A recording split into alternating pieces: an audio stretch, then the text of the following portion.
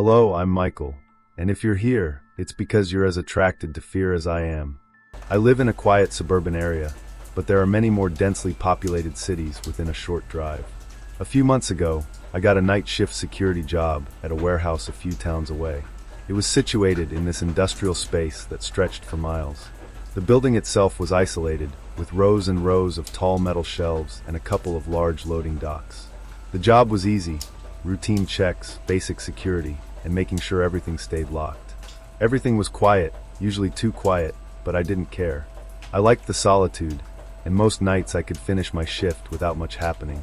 It was Thursday night, and it was pouring rain. I was checking my phone from time to time for updates on the storm, as I wasn't too keen on having to drive home in those conditions. Luckily, there wasn't much to do that night, so at least I had that going for me. The power in the warehouse flickered a few times but remained stable, so I didn't worry too much. But about an hour later, the power finally went out, plunging the entire warehouse into total darkness. I was angry. I was the only employee there that night, so the responsibility of restoring power was mine. I was obviously prepared for a situation like this, but I never thought I would have to deal with it. I left my little safe room to begin the process. I had been instructed to unplug some of the huge machines before checking the switches, so that's what I did. My flashlight was the only source of light in the entire place. Honestly, it was creepy. The silence grew thicker in the darkness, and every creak in the building seemed louder without the hum of the lights. My footsteps also echoed 100 times louder, which was definitely a strange feeling. While patrolling one of the hallways, I heard a loud metallic noise echoing from somewhere deeper in the warehouse. I was startled but dismissed it when the storm shook the roof or metal shutters. Still, I decided to check it out, hallway by hallway. When I turned a corner, I froze. A faint ray of light moved along the shelves ahead. It looked like my own flashlight. It went away as quickly as I had seen it, but I had definitely seen it. But no one should have been there until the next morning. I felt my heart start to race. Why the hell would anyone else be here? I thought about screaming, but in the end I decided against it. When I got to the place where I had seen the light, it was gone.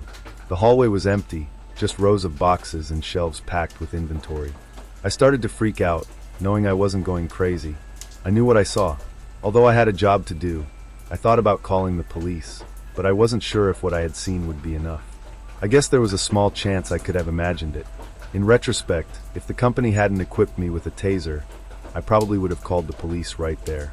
As I continued my patrol, a strange smell hit me. A musty metallic smell, like rusty metal or stagnant water. The smell was coming from one of the loading docks, a darker part of the warehouse where boxes were stacked, floor to ceiling. I followed the scent with my flashlight, and that's when I noticed something strange. My beam reflected off the polished concrete floor, revealing 2 sets of wet footprints leading to one of the storage aisles. At that moment I wanted to run in the opposite direction and call the police, but I still couldn't. If anyone was snooping around, it was me. That was literally my job.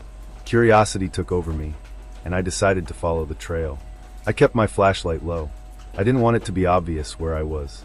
As I got closer, I began to hear faint whispers, barely audible, like 2 people talking a few hallways away.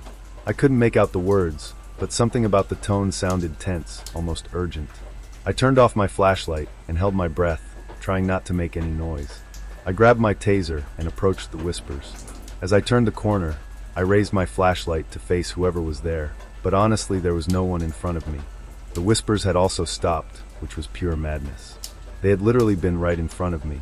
How the hell had they disappeared so quickly? The whole situation had me nervous.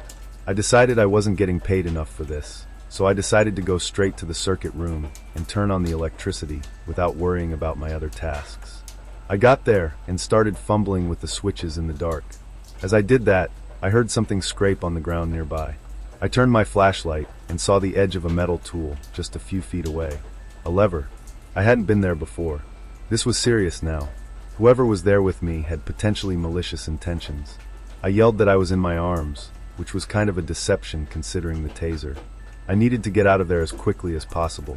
My nerves were shattered at the time, but I knew my life was more valuable than any consequences I would face for leaving. As I headed towards the door, a loud metallic crash echoed from the other end of the building, followed by the unmistakable sound of hurried footsteps. I felt a surge of adrenaline and started running towards the noise. I turned the corner, and there they were. Standing in the middle of the hallway were two figures dressed all in black.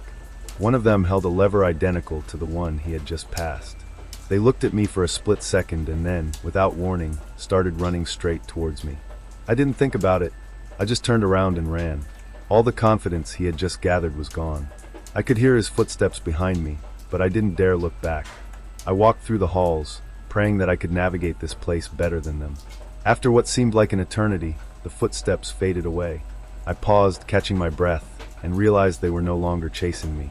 Finally, I headed towards the exit door and left. I immediately called the police and begged them to come as quickly as possible. They actually arrived pretty quickly, which I appreciated.